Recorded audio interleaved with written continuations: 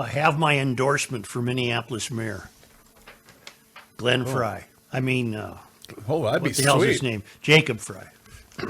I take it you like what you heard from him on the latest newscast. Wait. Do you like what you heard from him, or do you think he's the lesser of all the evils? Good question. Well, first of all, what are we talking about? We don't even know if we're talking about stories in common here. All right. I want to bring up something we missed Friday. And I believe we missed it because we all got very taken with the idea of wondering what the future of climate change will mean for us as individuals in terms of giving up red meat, Rook, and what have you, one hamburger a month type deal. Which again really even sounds more silly when you realize there's people driving around in little space vehicles looking at us. What we missed Friday was the Minneapolis Park Board expelled the highway patrol from some park board buildings where the highway patrol had been accustomed through tradition and permission to take a break, maybe change their shirt, get a cup of coffee, do something while they're down here saving your sorry ass, park board members. And a divided, and this was in Friday's paper. And I backtracked to it Saturday. I'll explain that in a moment. I backtracked to this story after reading Saturday morning's Star Tribune. And I said, wait a minute, I got to go find the original. And the original is this, Friday. And that was Friday, April 23rd. A divided Minneapolis Park and Rec Board passed an emergency resolution to kick the state patrol out of parks headquarters, where troopers would take breaks and eat lunch. Commissioner Londell French, who authored the resolution, advocated ending the park board's relationship with the state patrol due to its role in suppressing protests and riots.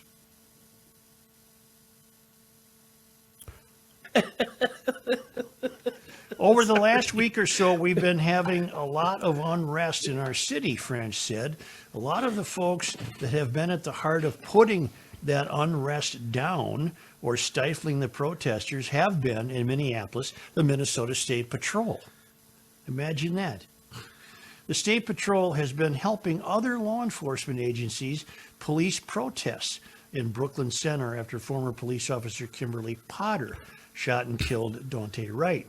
Nightly demonstrations have taken place in front of the Brooklyn Center Police Department. Remember, that's Brooklyn Center that Londell French is reacting to.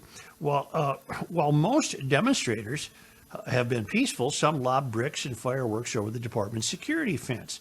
Police returned fire with rubber bullets and tear gas, which medical professionals recently criticized as being inherently indiscriminate and poorly aimed. Brooklyn Center shopping centers were looted in recent unrest, with some incidents in North and South Minneapolis as well as Uptown. Since 2012, the Minneapolis Park and Recreation Board has had a license agreement allowing State Patrol troopers to use its headquarters at 2117 West River Road as a rest area for free where they can work on reports as long as they use their own equipment. Commissioners last voted in 2018 to extend the agreement through January 2022. The State Patrol's lease with the Park Board amounts to a docking station in a cubicle, said State Patrol spokesman Lieutenant Gordon Shank. According to Dawn, bear with me, this is all going to become terribly, terribly important for you to understand. Dawn Summers, is that her name? Yeah, Dawn Summers, Park spokeswoman. The working relationship between the State Patrol and Park Police includes traffic safety training and collaboration on the state's Toward Zero Deaths initiative to eliminate traffic fatalities. The State Patrol also helps with the Park Board's annual safety camp for kids and provides traffic control for the Minneapolis Bike Tour. Board President Jono Cowgill accelerated French's resolution to the full board for a vote on Wednesday instead of going through committee because it's an important issue.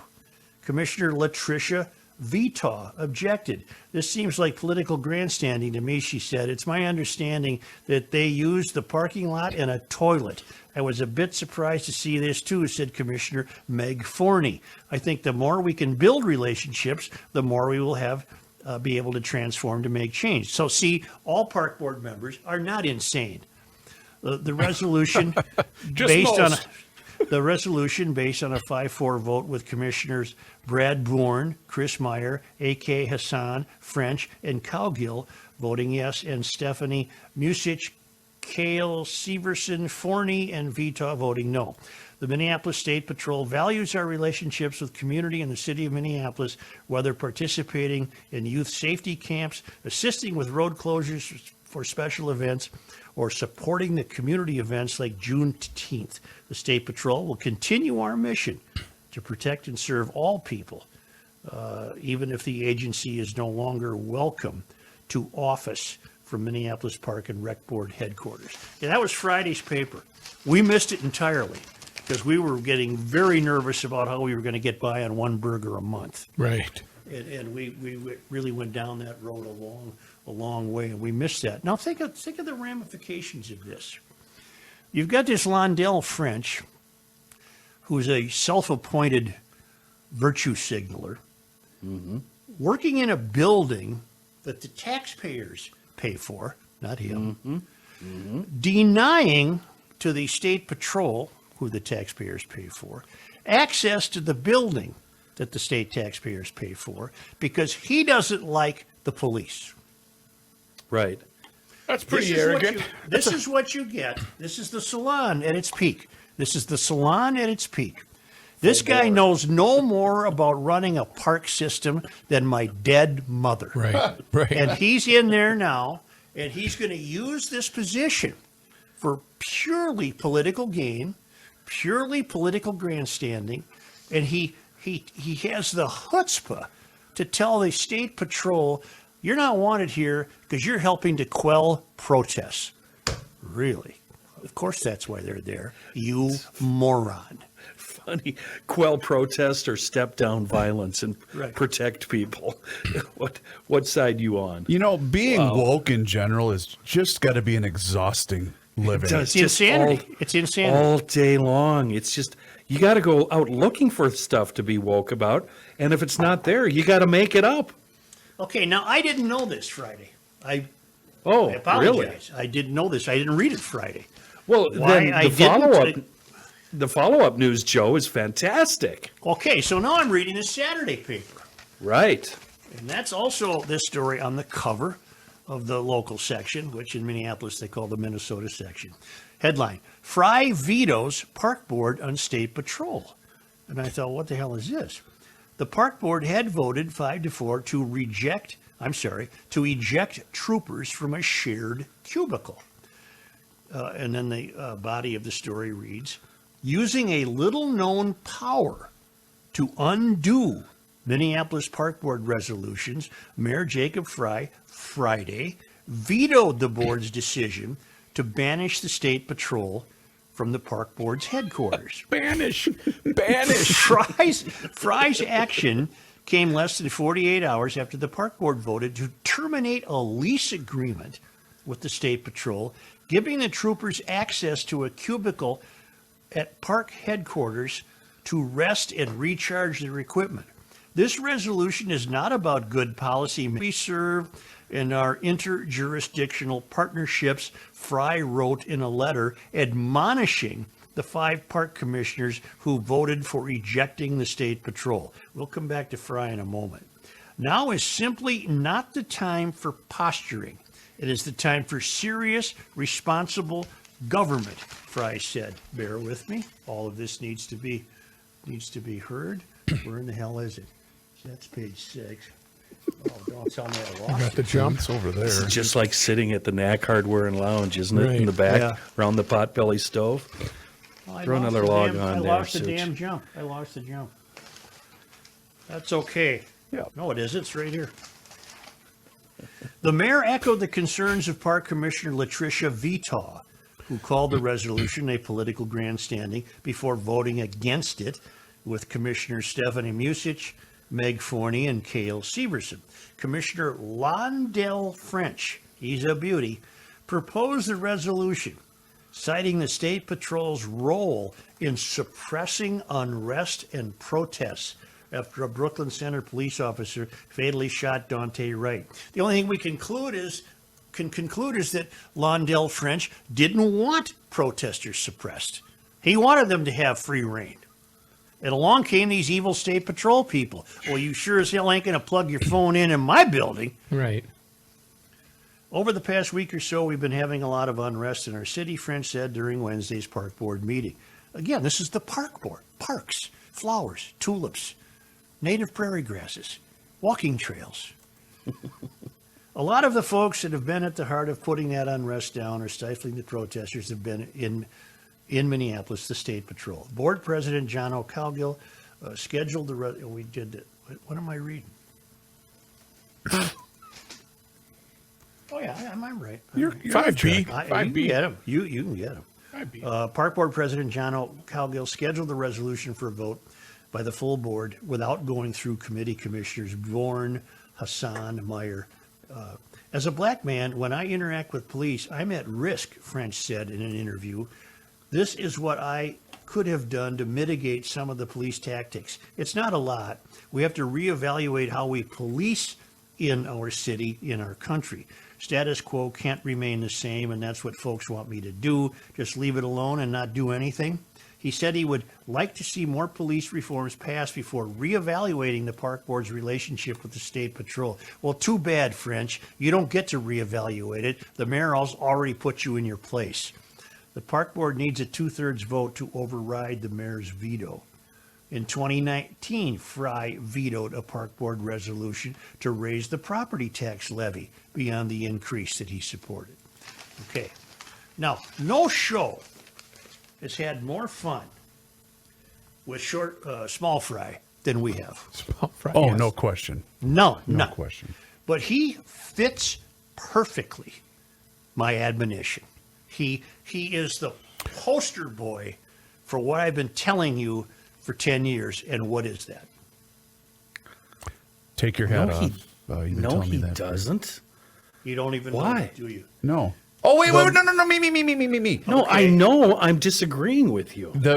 With each passing mayor, we're going to wish for the one that held the position previously. That's right. Yeah. Because whoever replaces Fry would be so much farther down the woke road that they would not have confronted the park board the way Fry did. I'm sorry. I thought you were referring to the kind of people we look for when we ask them on the streets to run for office. No. Young, educated, business experience, life experience, not activists. Kenny, a person like that would stand zero chance to get elected in Minneapolis. Right, of course. Yeah. Right. So lesser of all the evils above, right? Absolutely. And short of some garage logician stepping forward miraculously to run against Fry, I don't know how you vote against Fry if you live in Minneapolis, because these lightweights running against him are going to be lighter weight than he is, and he damn near blows away in the wind. So you've really got to be careful who you vote for in Minneapolis, because Fry has shown an awareness of reality. And I think this is a fair example of Fry showing an awareness of reality. Wait a minute, Park Board. This is not in your purview. You don't get to tell the State Patrol, with whom we have an arrangement, that they can't stop at your building and take a leak and maybe charge their phone and sit down and grab a breather for 15 minutes. You don't get to do that, Londell French. Right. Put it where the sun don't shine, Londell French. Can I get you an amen? moron. Yes, sir. Yes, sir. Hold on. Okay. I'm making a list. Check it twice. Now look at all the lightweights running against Fry, the people who have announced. Not a single chance in hell any one of them would do what Fry just did. That's why with each new mayor, you regret horribly. That's hard to believe, especially with Melvin Carter, isn't it? It's hard to believe. It's hard to believe with Fry, but it's true because the salon is so off the rails that no sound, reasonable candidates are even bothering to enter the fray. Not the fry, the fray. Yesterday The morning, fry. Yesterday morning, Channel 5 had a piece, and I don't know that they had all of the candidates on, but they had snippets of some of the various candidates yesterday morning, and it was frightening. They had one woman on there that just completely checked all the boxes. And this is what a Minneapolis mayoral candidate? Yes. Do you remember her name? I'm trying Those to. are important things to know. Oh, okay, sorry. I was trying to find it on their What's her website. name? Do you know her I name? think I have it.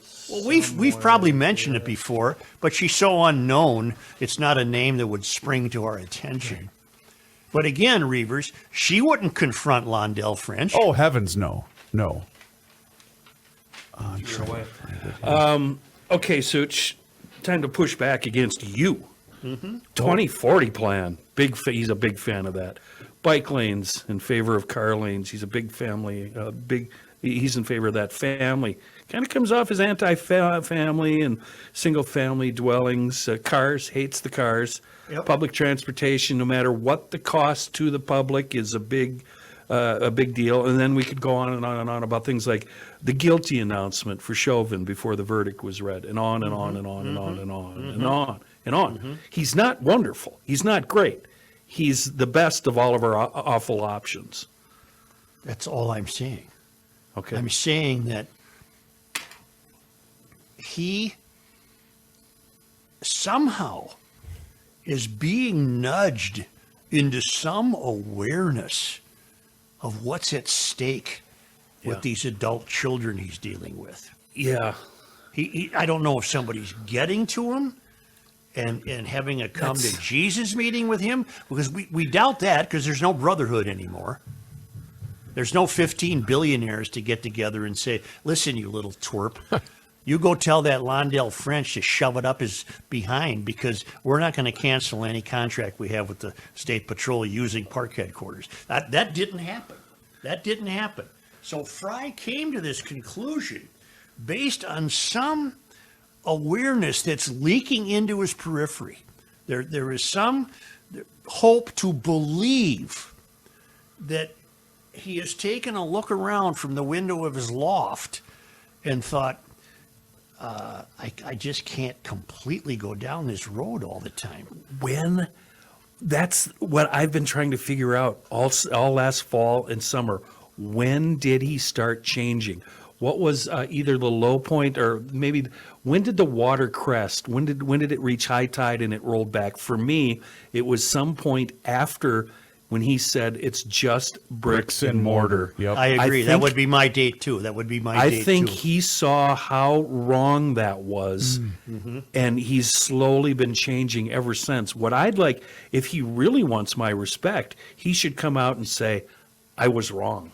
That was a bad thing to say. We shouldn't have let the third burn down. We should have protected it. That was my fault. I think he should carry that burden because I think it's on his shoulders. The woman I was looking for, Joe, her name is Sheila June Nazad, Yep. and her current title is Community activist. Community Organizer. Organizer. A Is CO, that, huh?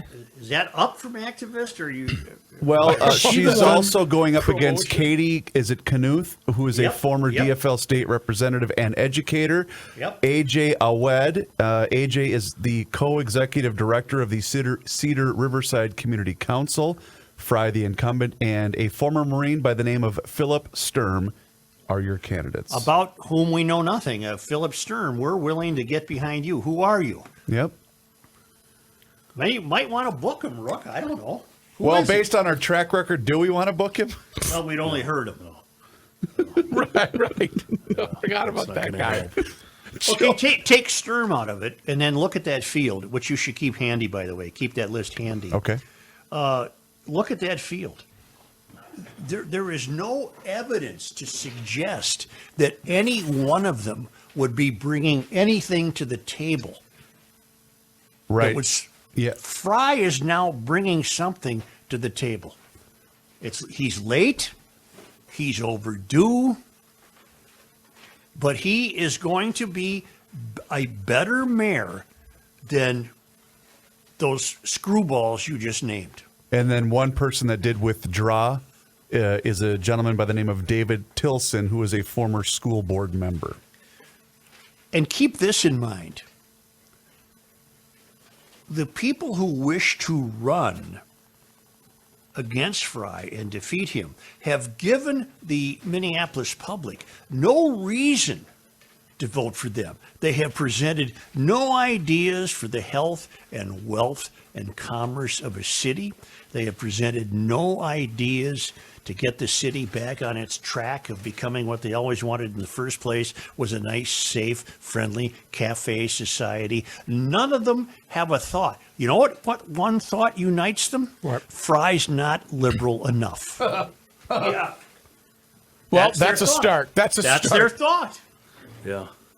So you elect one of those fruitcakes, and next year, Londell French will get away with folding his arms and standing at the door of his little park headquarters and saying to the State Patrol, "You're not wanted here." He'll get away with it. Now, it's interesting to note that Fry found some secret trap door to go behind and find some ruling where he could undo what the park board did. Okay, at least he found that, or had people point it out to him. Do you think any of the people running against him would have bothered to wonder about that? No. No way. Of course not.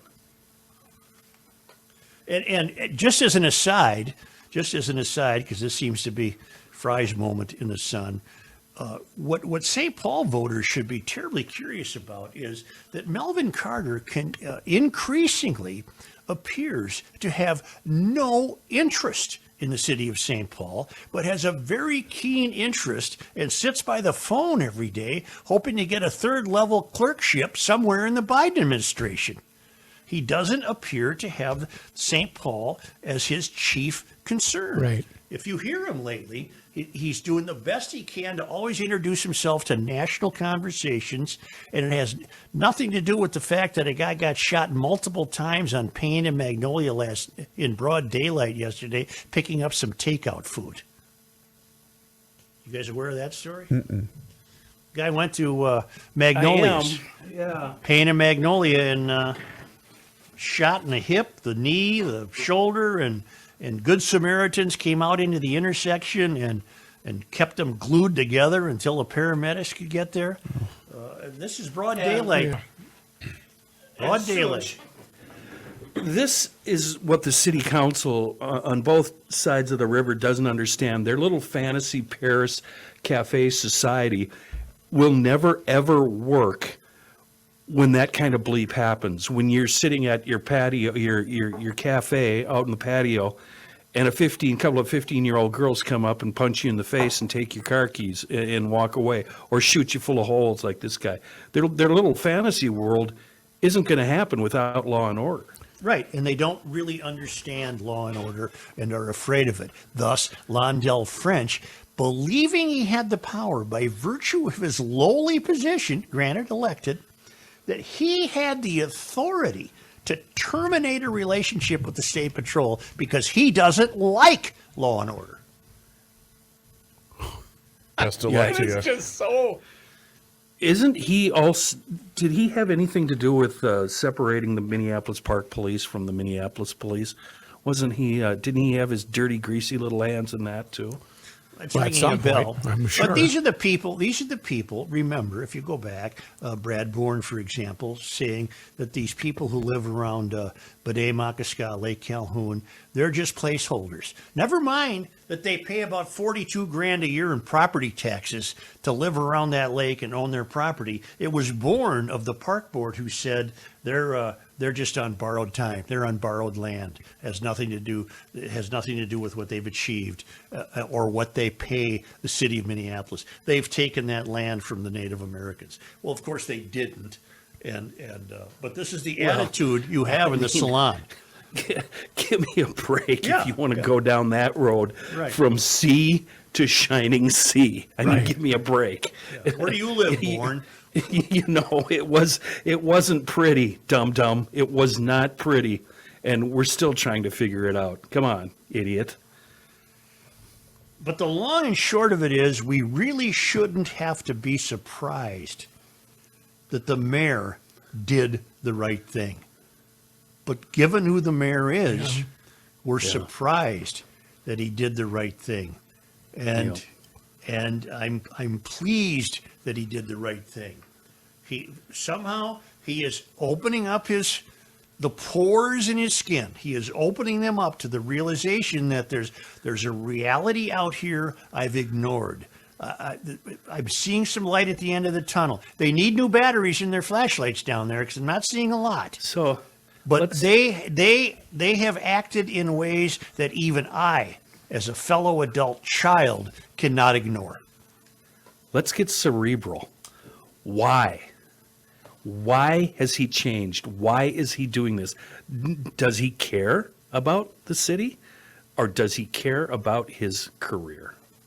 Why is he doing this? I think it's a combination, and I think he realizes that the citizens of Minneapolis cannot continue to put up with such immaturity. They just can't. Well, do it. we had this. I think you're right. I think you're right. The Reverend yesterday tweeted out the story of how these black-owned businesses they're begging, they're pleading, they're saying, "Please, we Yes. need more cops Yes. on the street here. Help us." You know, we are not part of the defund the police movement here in the city of Minneapolis. It's the black-owned businesses at 38th and Chicago who have suffered the most. Mm-hmm. But these frauds, Well, if anybody's going to get their attention, Joe, right now, that's where it's got to come from. That's absolutely the minority-owned and black-owned businesses. Yeah, the guy that owns the Speedway. I mean, why are you going to wreck your Speedway where you go and get gas and Slurpees and cigarettes and butter and milk and... By the way, that's my answer for 38th in Chicago. That Speedway there, Yeah. that needs to be the memorial spot. Open up the streets and put the permanent memorial right where that Speedway. Okay. You know, Fine, once It's not a bad stood. idea. Fine with that, but let's get out of the street. remember It's gonna 2 months cost us ago. Remember 2 months ago, the chief vowed to open it, and Kenny had a pretty good idea. Maybe it'll just happen tonight. Well, it hasn't happened, and I continue to believe now that it never will. Right. Yep. I'm there too. You know, and I don't have a horse in the race anymore, so I couldn't care less. But I do know 38th, the best thoroughfare from the river over to Bedea-Makaska and Lakewood and all that part of town. From uptown over to my part of town, 38th, always the best option. 38th in Chicago, always the biggest pain in the ass intersection. That's the one you always want to hit on a green because you don't want to sit there because it's a disaster. So in order to get that thing functioning again without spending money elsewhere, opening up bigger streets and improving elsewhere, put the memorial where the Speedway is, open up the intersection. Well, I don't know what else to do. don't That's know fair what enough. else to do either. But Do you buy the land from the Speedway owner and just say Look, we're... Matthew, I'm watching pheasants walk through my backyard in the Yeah. afternoon. You know, so I, truth be told, probably don't care. Gotcha. But Hence but why if I he did- moved. He boxed up and moved. That's why. But if I did still live there, I would be vehement and angry and noisy and loud, and that would be my solution. well, Copy that. let me try something here. But I love the fact that you're on this mayor thing, Such, because I've been wondering this for months. We've been seeing little glimpses of maturity, and I've wondered what the motivation was. But then the setback for me came when he decided, paraphrasing, no matter what the verdict is with Chauvin, he's guilty. And that's what it's like, okay, that's the old Mayor Fry that we all knew. Well, Kenny, it's going to take a long time for him. He wants it both ways. He believes he still has a constituency that he's beholden to, which is just a bunch of woke hippies.